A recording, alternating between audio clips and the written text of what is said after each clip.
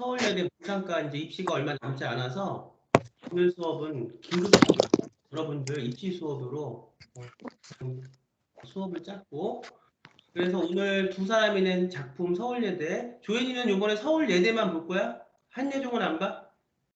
한예종은 준비를 안 해서. 아니야? 한예종은 안 보고 그냥 서울예대만 볼 거야? 네. 그래서 서울예대 수업을 지금 하고 그다음 둘이 쓴 숙제 그다음에 조인이 조금 마이크 키워라 잘 안 들리니까 먼저 윤서가 낸 숙제부터 보고 하나씩 같이 진행을 해 공유를 시작을 하고 각자 읽을 때 남이 쓴 작품을 잘 볼 수 있는 눈이 굉장히 중요하니까 마치 내 작품인 것처럼 꼼꼼히 읽고 같은 학우들에게 같이 얘기를 해주기 바래. 자, 윤서. 앞에 마찬가지로 그 질문이 있어야 되지. 자, 이거 질문이 뭐야? 우선 질문하기는 문제. 우리가 기출 문제가 뭐였어? 문제가 이제 그 발자국의 끝은 견고한 벽 앞이었다를 시작으로 해서 1,500자 분량의 글을 써라는 것이었습니다. 읽어볼게. 시작. 자, 그 다음에 항상 중요한 거. 이거 이제 원고지 쓰는 연습을 너네가 해야 돼. 서울예전은 가면은 그 쓰는 그게 이렇게 우리가 타이핑을 치는 게 아니라 이렇게 손으로 쓰는 거기 때문에 항상 그 발자국의 끝은 견고한 벽 앞이었다. 한 줄 띄고 시작하는 거야. 이거 한번 만나서 한번 다시 내가 봐줄게. 자, 해봐. 시작. 그 발자국의 끝은 견고한 벽 앞이었다. 벽 주변을 서성이거나 했던 흔적도 없었다. 모래 위로 선명하게 찍힌 한 줄기의 발자국만 있었다. 가져온 망치로 벽을 내리쳤다. 쾅쾅하는 요란한 소음만 울렸고 벽에는 아무런 흠집 하나 없었다. 두 손이 찡하고 울렸다. 한 번 더 내려치니 망치는 부러졌고 두 손에서 피가 흘렀다. 벽은 지평선을 향해 양옆으로 쭉 이어져 있었다. 공활한 하늘과 눈부신 사막과 벽 모두 아무런 말이 없었다. 그는 어디로 사라진 것일까? 자, 공활한 하늘과 눈부신 사막과 벽 모두 아무런 말이 없었다. 재밌는 것은 지금 사물을 의인화시켜서 아무런 말이 없었다. 자기의 어떤 감정을 여기에 지금 내쏟고 있는 거야. 그는 어디로 사라진 것일까? 좋아. 계속 읽어봐. 작은 바람이 불자 쌀알 같은 모래가 날렸다. 뒤를 돌아보니 내가 걸어온 발자국이 차츰 사라지고 있었다. 해가 진 뒤에도 마을에 돌아가지 못하면 큰일이었다. 나는 희미해진 발자국의 흔적을 서둘러 쫓았다. 밤이 되었고 내 발자국은 더 이상 보이지 않았다. 발에는 모래가 가득해 걸을 때마다 아팠다. 한데 시간이 지나도 그가 남긴 발자국만은 여전히 선명했다. 나는 그의 발자취를 따라 마을로 돌아갈 수 있었다. 지금 뭔가가 사라졌는데 여기서 계속 이제 이야기를 끌고 가는 소구점이 뭐냐면 어디로 사라진 걸까? 뭔가를 쫓는 거야. 우리가 이야기 서사구조 내러티브에서 뭔가를 추적하고 추리하고 쫓고 이런 서사구조가 굉장히 호기심과 흥미를 사람들한테 일으키지 그 플롯 자체를 따라가니까 옛날에 윤대령 소설가의 그 일본에서의 어떤 그 죽은 사람이 자기한테 그 어떤 편지가 오는데 그 편지를 받으면서 그 사람의 발자취를 따라가면서 이 사람이 왜 죽었을까를 푸는 약간의 추리 형식의 그런 어떤 소설이 있었어. 지금 약간 이제 그런 것을 취하고 있으면서 어떤 독자들이나 심사위원들에게 뭔가 이렇게 호기심을 주면서 지금 뭔가 이야기를 결국은 발자국은 자기만의 발자국일 텐데 계속 한번 읽어보고 뭔가 이렇게 좀 볼륨을 키워서 소리가 들리는데 이거 조금 자제해주고 계속 읽어볼게. 나는 그의 발자국을 따라 마을로 돌아갈 수 있었다. 그 다음에 마을로 들어가자 모두가 놀라 나를 바라봤다. 이 시간까지 돌아오지 않아 다들 내가 사막에서 죽었다고 생각했다. 헛헛한 배와 타들어가는 목을 웃어 달랬다. 도중 A가 나를 보며 이죽거렸다. 이 마을을 떠나는 짓은 멍청이 하면 아니다. 그가 마을을 떠나기 전에 했던 말이 자꾸 떠올랐다. 이 사막 너머엔 푸르고 광활한 생명의 땅이 있다며 확신에 가득 찬 눈빛을 내게 쏘았다. 문제는 이 사막을 가둔 높고 단단한 벽이 없는 길을 찾아야 했다. 그 길이 어딘지도 모르는 상태에서 마을을 나가는 것은 무모했다. 하지만 그럼에도 마을을 나섰고 벽 앞에서 사라졌다. 나는 그가 이 마을에서 탈출했다는 것엔 확신이 들었다. 자, 중요한 거는 지금 여기가 사막이라고 하는 공간 지금 우리가 흔히 보면은 뭐 우리가 살고 있는 일반적인 공간들만을 많이 쓰는데 이걸 조금 더 극화시키기 위해서 잘 선명하게 보여주기 위해서 자기의 주제를 사막. 사막 너머엔 푸르고 광활한 생명의 땅이 있다. 이 생명과 사막이 지금 대조되고 있어. 너가 찾는 그 생명이 무엇인가가 이제 중요하고, 이 문제는 사막을 가둔 높고 단단한 벽이 없는 길을 찾아 나가고 싶은 거야. 그 길이 어딘지 모르는 상태에서 마을 나가는 것은 무모했다. 길을 찾고 싶은 본인의 의지. 그래서 그럼에도 마을을 알아섰고 벽 앞에 사라졌다. 지금 보면은 그 길을 확실하게 보지 못했는데도 지금 나갔고, 나는 그가 이 사막에서 탈출했다는 것에 확신이 들었다. 자기는 확신이 들었대. 자, 여기까지 이야기 전개가 어떻게 되고 있나 조엔 잘 보고 있다 얘기해줘. 그 다음에 계속 읽어보자. 나는 짐을 챙겨 마을 나섰다. 그가 갔던 방향에서 정반대 방향으로 갈 길을 잡았다. A는 왜 이 마을을 떠나느냐고 물었다. 나는 내가 하고 싶은 일이라서 라고 답했다. 발은 익어갈 정도로 뜨거웠고 자꾸 모래가 들어와 한 걸음마다 고통스러웠다. 그럼에도 생명의 땅을 향한 기대로 모래를 푹푹 밟았다. 얼마쯤 걸었을까? 한 절벽의 모퉁이를 지나자 보인 것은 지평선도 아닌 벽이었다. 나는 벽 앞에 한참을 서 있었다. 두들겨도 결코 부서지지 않음을 잘 알았다. 그는 어떻게 이 사막을 탈출했을까 생각하다 벽에 손을 짚었다. 정답은 이것 말곤 없다고 확신했다. 벽의 거친 면을 손으로 꽉 쥐고 발로 힘차게 디뎠다. 얼마가 노르자 아래 땅이 아득해졌다. 하늘이 잡힐 듯 가까이 느껴졌다. 힘이 빠질 무렵 나는 결국 벽의 끝에 다다랐다. 벽 너머에 푸르는 생명의 땅은 없었고 다시 사막이 이어져 있었다. 털썩 주저앉았다. 모든 게 끝났다고 생각이 들었다. 순간 강한 바람이 몸을 스치며 땀을 말렸다. 처음 느껴본 시원함이었다. 생명의 땅은 없었지만 사막 한가운데 초원의 땅과 반짝이는 물이 보였다. 지평선엔 하늘과 땅이 맞닿아 있었다. 팔과 다리에 힘이 솟는 것 같았다. 나는 오아시스를 향해 자리에서 일어났다. 자, 우선은 조연이 이거 지금 같이 봤지? 네. 아, 쌤, 저 혹시 한 번만 다시 나갔다가 들어와도 되나요? 지금 화면이 그냥 까매져가지고. 혼자 나갔다 들어와. 나는 지금 수업을 계속 이어서 할 테니까. 자, 그러면은 조연이가 나갔다 들어오니까 윤서. 네. 자, 이걸 지금 어떤 생각에서 무엇을 표현하고 싶었는지 한번 선생님한테 설명해봐. 너가 표현하고 싶었던 주제가 뭐였고, 그 다음에 이거를 표현하기 위해서 이런 장치들을 썼는데, 처음에 그라는 사람을 써서 뭔가 이렇게 앞선 사람의 어떤 것을 쫓아가는 어떤 걸 취했는데, 서사 구조를 한번 그거를 어떤 관점에서 썼는지 한번 얘기를 해보자. 우선은 이제 그라는 사람이 일단 우선 그 확신에 차서 사막을 탈출한 사람이고 그 다음에 나라는 사람은 그 사람의 뒤를 쫓아가는 사람으로 이렇게 설정했습니다. 그리고 어 제가 먼저 표현하고 싶었던 게 이 사막이라는 공간은 계속 말라가니까 결론적으로는 사막과 이 푸르는 초원은 지금 사막은 내가 위치한 좀 힘든 현실이고 이 푸르는 초원이란 생명의 땅은 내가 가고 싶어하는 지향점이라고 생각을 했었습니다. 그리고 이게 내가 가는 길에 마주한 그래서 이제 화자가 이게 안정적인 마을에서 그 어떤 변화를 위해서 새로운 것을 위해서 그 생명의 땅을 찾아가는데 음, 근데 문제는 이 사막을 가둔 벽이라는 것을 없는 것을 찾아 있습니다.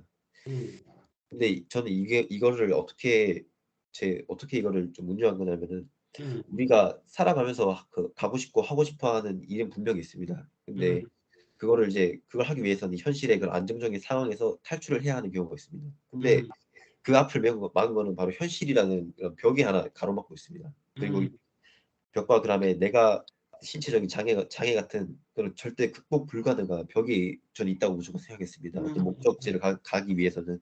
음, 그래서 저는 이 벽이라는 것을 결코 무너뜨릴 수 없다고 생각했습니다. 무너뜨릴 수는 없지만은 이 벽을 넘어갈 수 있다고 생각했습니다. 그래서 화자는 이 벽을 무너뜨리는 대신보다 이 넘어가면서 벽이라는 장애물을 어떻게든 통과를 했지만은 근데 그럼에도 불구하고 곧장 푸르는 초원이 보이고 생명의 땅이 보이는 것은 아니라고 이렇게 생각이 들었고 그 다음에 이제 그건 아니지만은 그래도 어떻게든 다시 걸어갈 수 있게 해주는 좀 희망적인 오아시스가 있다라고 좀 이렇게 설명하고 싶습니다. 우선은 이런 예전 시험도 그렇고 이제 좀 이따 이제 너한테는 한예종 수업도 하겠지만 네, 모든 입시의 실기는 우선은 얼마큼 명확하게 잘 형상화가 돼서 드러나냐. 네, 이게 중요해. 모든 예체능 입시의 가장 큰 거는 음악도 그렇고 미술도 그렇고 문학도 그렇고 영화도 그렇고 가장 중요한 게 작가가 표현하고자 하는 그 주제가 잘 받아 적어 얼마나 명확하게 효과적으로 잘 심사위원들과 독자들에게 전달이 돼서 그 다음도 중요해. 그들에게 울림을 주냐가 굉장히 중요해. 이게 아주 기본적인 필수 요소예요. 그래서 전달도 안 돼. 내가 노래를 부른다고 치면 내가 그 앞에 가서 누군가한테 성악 무슨 내가 노래를 부른다고 했을 때 음악을 한다고 했을 때 내 목소리도 전달이 안 돼. 음정 박자도 안 맞아.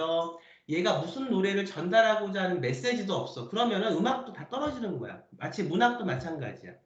그 다음에 전달은 잘 됐어도 예술이라는 것은 머리로 받아들여서 마음으로 울려서 공명돼서 나오는 게 예술이고 이 마음과 마음이 만나서 소통하는 게 예술이야. 그래서 마음이 죽어있는 사람은 예술하기가 힘들어. 근데 마지막에 또 하나 생각해야 될 게 뭐야? 심사위원과 독자들에게 얼마나 좋은 공감과 감동을 주냐. 이 두 가지가 머리로 들어가는 논리와 마음의 감동이 두 가지가 같이 전달이 되면 그건 성공한 작품이라고 할 수가 있어.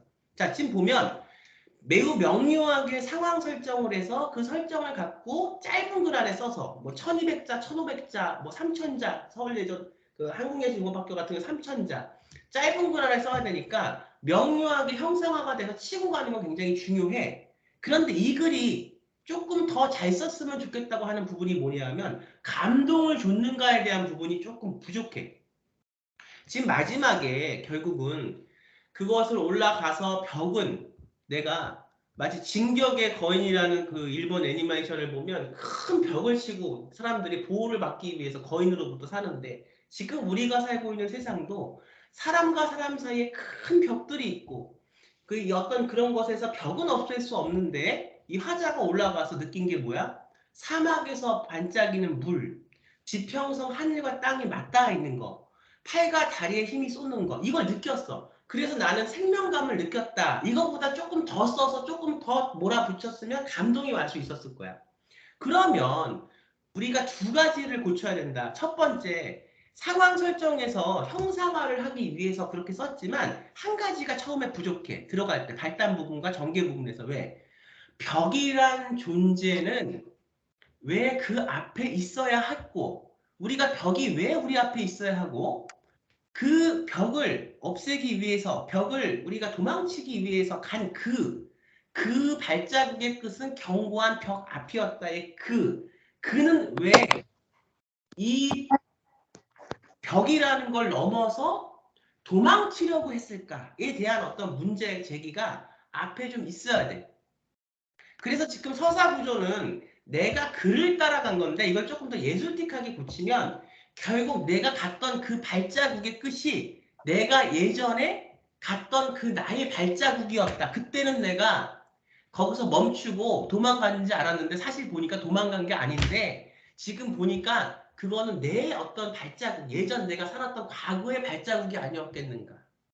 이 이야기가 조금 더 내면으로 들어와서 이것이 글을 어떤 분리된 타자를 따라가는 게 아니라 그것은 나의 어떤 자아의 예전의 어떤 모습이 아니었을까라는 어떤 그런 거 문제 제기 하나. 그 다음에 그렇게 어떤 오아시스를 보이고 지평선이 보이고 했을 때 이게 중요해. 결국 나라는 데서 에너지가 나오고 나라는 데서 어떤 글의 힘이 나오는 건데 그러면 나는 이 오아시스와 지평선과 생명을 보고 나서 나는 누구인가? 나는 오아시스를 향해 자리에서 일어난 것도 중요하지만 내가 예전에 갔던 발자국이 난지 몰랐고 그때 난 성공하는 줄 알았는데 실패했었어. 그러면 지금 내가 이런 자연을 보고 생명을 느낀 나는 과연 누구인가를 써서 풀어서 냈다고 하면 이것은 조금 더 독자들과 그 시험 그 면접관들한테 작가들한테 더 감동을 줄 수 있는 그런 글이 될 수 있었을 거야. 두 가지 부분이 좀 부족해. 윤서 선생님의 한 말이 무슨 말인지 이해가 가? 네, 확실히 그 글하는 걸 되게 타자화시켜서 분리시키지 않고 그 응, 과거에 나같이 이렇게 그좀 이분법시키지 않고 이거를 응, 하나의 합일시키고 그 응. 다음에 이제 하늘과 그걸 보면서 단순히 이걸 봤다로 끝나는 게 아니라 이걸 보면서 내가 그 느낀 게 뭔지를 확실히 좀 표현해 줬으면 좋겠다라고 그렇지. 말씀하신 것 같습니다. 그게 방금 너가 내가 말했던 네, 아까 아니 에노르라는 그 노벨 문학상을 탄 그 사람이 나는 1인칭 소설만 썼다. 나는 내가 경험한 것을만 썼다. 물론 그것에 그렇게 뭐 100% 내가 경험한 것만 쓸 수는 없겠지만 거기에 들어가 있는 그 뜻이 바로 그거야. 나에 대해서 생각을 많이 하고 그 내가 누구인지를 찾는 그 과정을 독자들에게 제공한다면 다른 사람들도 너의 과정 경험을 통해서 내가 누구인지를 찾아가는 그 과정의 여행이 같이 진행이 될 거란 말이지. 무슨 말인지 아는 것 같아. 선생님 설명한 거를. 이따 한예종 시업할 때도 그걸 잘 생각하면서 네 걸로 만들면서 해야 돼. 알겠지? 네. 조인이 들어왔니? 네. 그래. 그 다음에 너 거 이제 보자. 조인이 거. 예.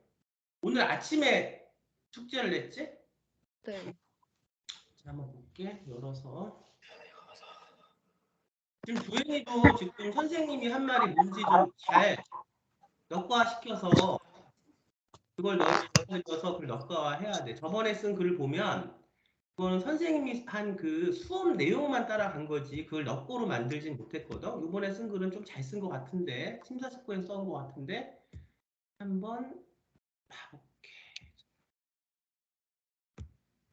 자, 조연이가 거니까 조연이가 한번 읽어볼게. 기억의 구멍 7시 45분이 서울 예전 출제 기출 문제였지. 읽어보자. 마당엔 소파와 책, 각종 이삿짐들이 흰 재에 덮여 반쯤 탄 채로 모여 있었다. 저 이걸로 읽을게요. 노트북으로. 땅에 깔린 풀들은 한 뼘 이상 자라서 발목을 간지럽혔다. 나는 매캐한 냄새를 맡으며 안쪽으로 걸음을 옮겼다. 잡종 강아지 깡씨가 묶여있던 곳은 개지면 덩그러니 남아있었다. 내가 자주 타던 나무 그네는 체인이 빠져서 한쪽이 바닥으로 내려앉았고 하나씩 따먹던 금귤나무는 흔적도 없었다. 나는 나무집의 안쪽을 들여다보았다. 빈집의 벽과 바닥이 형체를 알아볼 수 없을 만큼 새까맸다. 돌로 테두리를 장식한 벽난로는 차갑게 식은 어둠을 머금고 있었다. 음, 나는 간만에 겨울만 되면 분주히 타오르던 벽난로의 불빛을 기억해냈다. 음, 그 불빛은 벽난로 앞 나무 바닥을 달궜고 그곳에 배를 깔고 엎드린 나와 동생들의 얼굴을 노랗게 비쳤다. 음, 귤껍질이나 바싹 마른 나뭇가지를 던져 넣으면 불길은 혀를 낼름거리며 그것들을 받아먹곤 했다. 음, 지난해 여름 불이 나무집을 태웠다. 나는 같은 반 친구에게 뉴스에서 나무집이 나왔다는 이야기를 듣고 도서관 컴퓨터 앞으로 달려갔다. 여동생 이삿짐에 불 지른 50대 남성의 기사를 보자마자 나는 그것이 큰아빠임을 알았다. 저녁 7시 45분경 고모가 자신을 무시한다는 이유로 불을 지른 그는 집행유예를 받았다. 창문을 깨부순 얘기는 들었어도 불을 지른 것은 처음이었다. 고모는 원래 그 집으로 이사 오려고 했던 계획을 취소했고 그 앞에 살던 작은아빠는 이사를 갔다. 나는 이제 명절 때마다 가족들이 모였던 그곳이 더 이상 그럴 수 없는 곳이 되었다는 것을 어렴풋이 깨달았다. 예전처럼 예전처럼 학교가 끝나면 들락거리며 놀 수 없다는 것도 그래서 난 한 번도 이곳에 오지 않았다. 불탄 나무집을 본 것은 오늘이 처음이었다. 날이 어두워지고 있었다. 나는 발걸음을 돌렸다. 저 앞에 빨래를 널던 해먹이 보였다. 나는 그곳에 누웠을 때 볕이 어떻게 몸을 감쌌는지 바싹 마른 빨래 냄새가 어떤 것이었는지를 떠올려 보려고 멈춰섰다. 가느다란 금귤나무가 있던 자리를 보며 동그란 그것을 씹으면 톡 터지는 달콤 쌉싸름한 맛을 기억하려 했다. 탄내밖에 떠오르지 않았다. 머릿속 군데군데의 기억들이 검고 누렇게 그슬린 동그란 구멍으로 남았다. 동그랗게 앉아 윷놀이를 하던 할머니와 가족들의 얼굴이 있어야 할 자리에도 커다랗게 그슬린 구멍만이 떠올랐다. 대문을 열고 밖으로 나가는데 머리가 하얗게 센 큰아빠를 마주했다. 헐렁한 러닝을 입고 금붕어처럼 툭 붉어진 눈을 한 모습이었다. 깡마른 몸에서 찌든 술 냄새가 풍겼다. 나는 순간 나도 모르게 시선을 밑으로 내리며 핸드폰을 켰다. 7시 45분이라는 시간이 떴고 불을 지른 이유가 머릿속을 스쳤다. 나는 고개를 숙이며 인사했다. 안녕하세요. 큰아빠가 충혈된 눈을 크게 떴다. 누구세요? 나도 눈을 크게 떴다. 큰아빠 저 몰라요? 큰아빠는 이상한 사람을 보듯 연신 날 쳐다보며 대문 안으로 들어갔다. 큰아빠의 뒤통수에서 그슬린 구멍이 언뜻언뜻 보였다. 참 그 자리에 서 있었다. 이제 조금 강한 주엔 모습이 보이고 비로소 조금 너 같아. 근데 자 우선 윤서한테 한번 물어볼게. 자 이거를 지금 읽었는데 자 어떤지 한번 느낌을 한번 얘기해 볼까? 그리고 혹시 그 질문할게. 작가한테 질문할 게 있으면 질문해도 괜찮아. 한번 윤수가 한번 얘기해봐. 저요? 일단은 그, 그, 그 타고난 그 원래 우리가 평소에 이제 소중하게 여겼던 것들을 그것을 이제 그것에 부재해서 그것에 좀 소중함을 느끼잖아요. 평소에 아무렇지 않았던 것들에 대해서. 근데 여기서는 이제 그 뭐 그 타고난 계집하고 그 다음에 그 금귤하고 그 다음에 벽난로와 윷놀이 같은 그 과거에는 아무렇지 않았던 이것에 일상이 이렇게 좀 부재가 생겼을 때 그것에 대한 소중함을 느낀다라는 이렇게 것들을 이제 좀 되게 그 섬세하게 묘사한 것이 되게 좋았습니다. 강한주연의 가장 큰 장점은 섬세한 묘사성을 갖고 있다는 거. 근데 그것이 내가 쓰고 싶은 그 주제나 내가 정확하게 선명하게 떠오르는 맞았을 때 그 묘사성이 아주 기막히게 나타나고 그러지 못했을 때 자기가 갖고 있는 그런 어떤 재능이 살아나지 못하거든. 근데 지금은 뭔가 내가 이걸 써봐야겠다고 하는 확실한 뭔가가 지금 떠올라서 썼기 때문에 지금 아주 섬세하게 그런 것들을 잘 보고 듣고 느끼고 이건 우리가 좀 배울 만한 이거는 다른 학생들이 좀 가지지 못한 걸 갖고 있어요. 재능이지. 그 다음에 또 보이는 게 뭐가 있는지 얘기해볼까? 어떤 거가 뭐 궁금했다던가 어떤 거 이해가 안 갔다던가 이런 게 있으면 한번 물어보거나 한번 얘기를 해봐. 그리고 어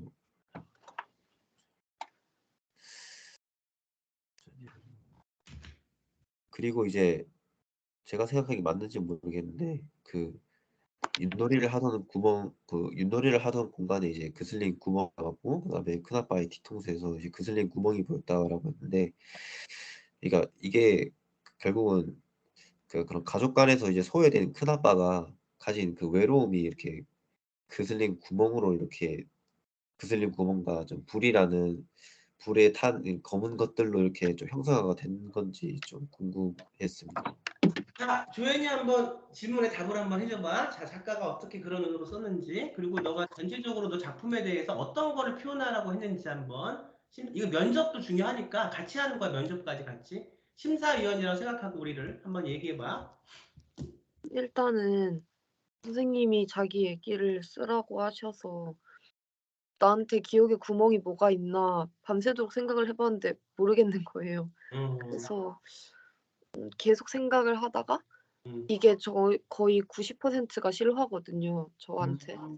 그래서 어 이 나무집이 어떤 공간이었냐면 어, 저희 친가 가족들이 많이 모였던 공간이고 음, 그 밖에 여러 가지 저한테 그 외에 추억들이 엄청 많은 곳인데 이제 대표적으로는 명절 같은 때 친가 가족들이 모이는 그런 공간이었었는데 어 거기가 이제 저희 친가 가족들이 많이 문제가 많아요. 그래서 거의 해체된 상황인데 음, 그래서 음 일단 가족의 해체에 관한 거를 그리고 싶었고 음, 그리고 결국은 큰아빠라는 사람이 어떤 가족이 해체되는 과정에서 거기에 불을 질렀는데 그래서 저한테도 이 나무집에 관련된 추억들이 그냥 불에 탄 구멍처럼만 남고 음.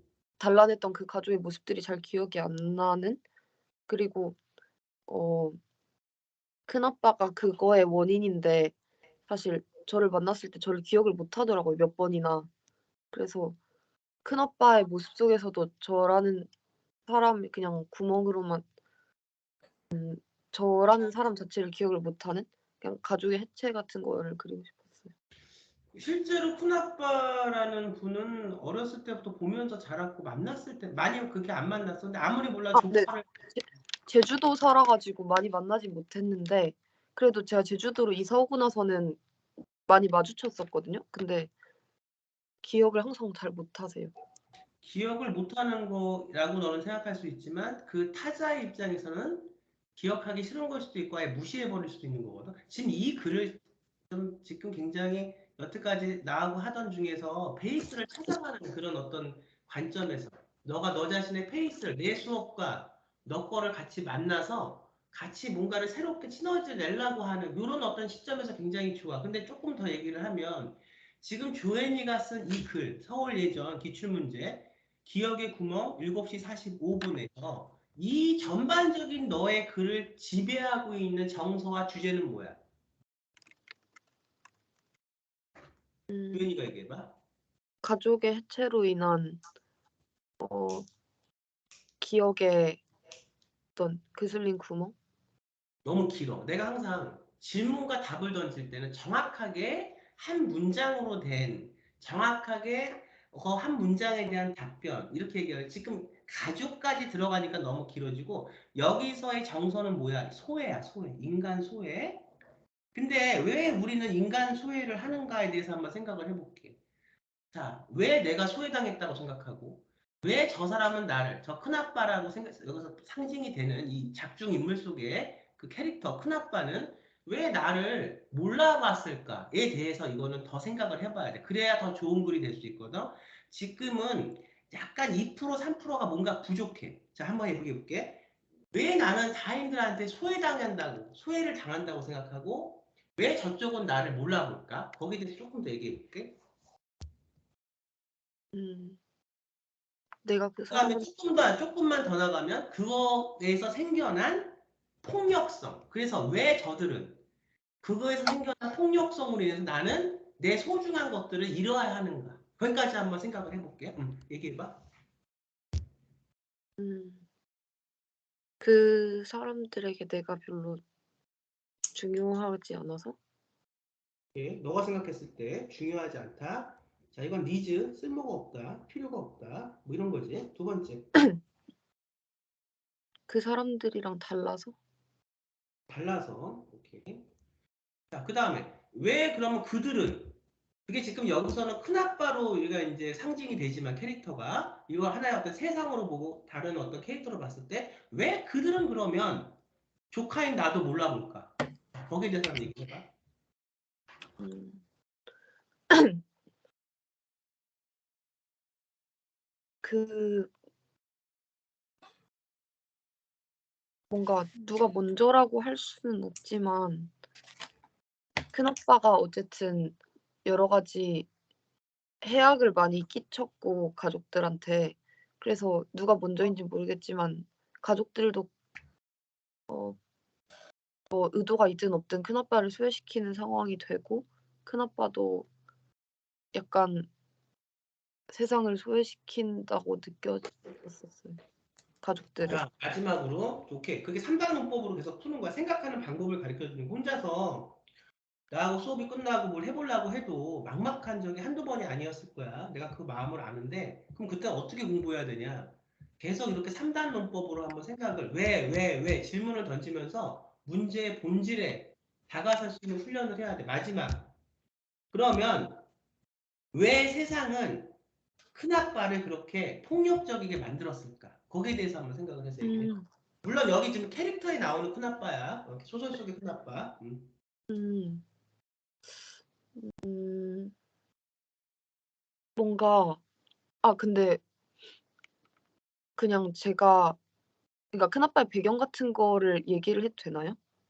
아니, 소설이니까 소설 속의 캐릭터야. 그 얘기를 해도 괜찮을 아, 것 같아. 그니까 음, 일단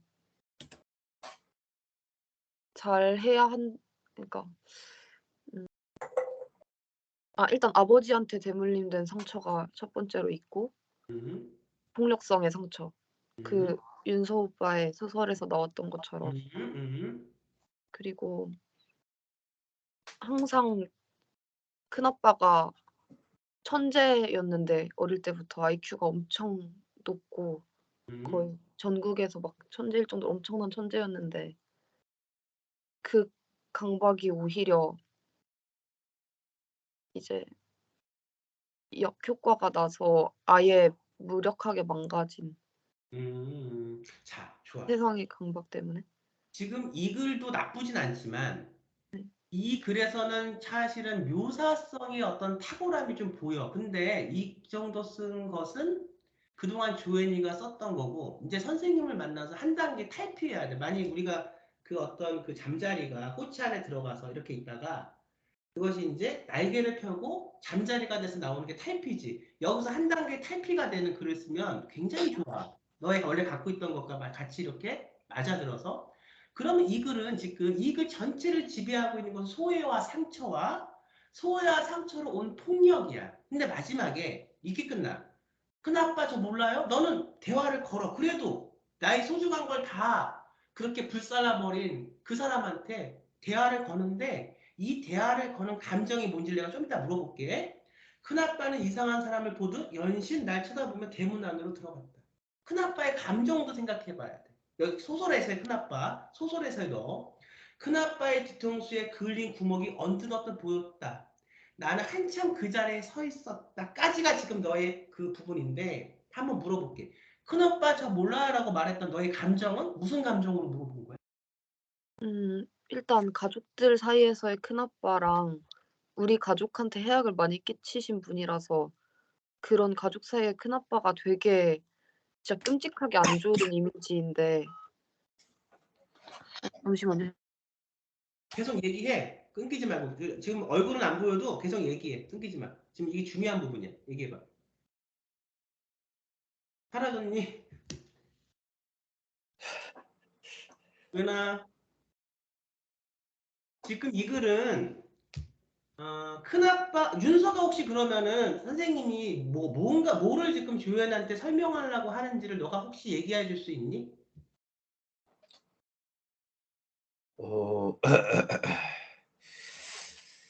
그러니까 그 결론적으로 이제 그 집이라는 것보다는 그 집을 태운 그 큰아빠에 대한 화자의 그 감정이나 생각 같은 것들이 좀 중요하지 않을까 생각해. 계속 얘기해봐. 그래서 너가 만약 내가 지금 어떤 거를 조연한테 고치라고 앞으로 얘기할 것 같은지 한번 너가 얘기를 해봐. 유추해서. 남의 어, 작품을 보시. 조연이 들어왔니? 네네 죄송해요. 그 어떤 애한테 전화 와가지고 끊어졌어요. 지금 전화가 중요한 게 아니고 지금 매우 지금 바쁜데 이 수업을 하는 거잖아. 집중해. 자, 그러면 다시 물어볼게. 자, 저 몰라요라고 하는 그 감정은 정확히 어떤 감정이었어? 한 단어로 얘기해봐. 어, 자, 집중하자. 지금 굉장히 아 계속 바쁜데. 어떤 애한테 계속 전화가 와서 또, 그 또. 어떤 감정이었냐면 음. 어, 음, 연민? 약간의 연민인데 내가 이 글에서 볼 때는 연민도 있지만 그 연민이 다가 아니라 그리고 내가 저번 시간에도 얘기했을 그 연민이라는 것은 너가 뭐 저기 타자가 장애를 갖고 있고 해서 불쌍해서 내가 도와줘야 된다는 그 생각에서 어떤 게 포함되냐면 이미 그 생각에서 폭력성이라는 게 있는 거야. 나와 쟤를 구분 짓는 거. 나는 맞아요. 나보다 잘났고 쟤는 나보다 못났으니까라는 판단의 기준이 편견이 있는 거고 네, 그랬던 그래서 것 같아요. 나는 당연히 너를 도와줄 거야라는 건 사실 그거는 도움이 아니라 도움이라는 그 어떤 폭력성 안에 감춰진 또 다른 폭력이야. 여기서 저 몰라요는 연민만 있는 게 아니라 뻔뻔한 큰아빠를 향해서 나 몰라? 너가 나한테 우리 가족한테 이렇게 한 거 몰라? 라는 그 부분이 굉장히 그 안에 들어가 있고 큰아빠는 이상한 사람 모두 연신날 쳐다보면 대문 안으로 들어갔지. 큰아빠의 감정은 뭐야? 여기서 큰아빠의 감정은